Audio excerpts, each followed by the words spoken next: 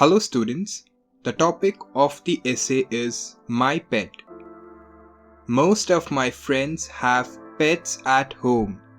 I too have a pet. His name is Snowy.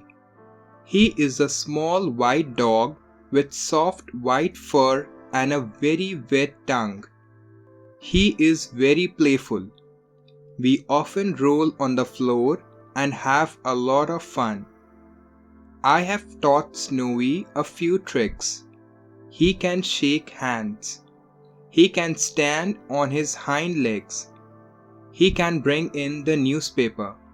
When I praise him, he wags his tail joyfully. Snowy is a good watchdog. He growls and barks at any stranger who comes to the house. Snowy is very loyal and loving.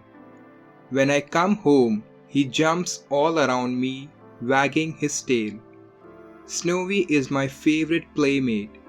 I love Snowy, and so do all my friends. Don't forget to subscribe.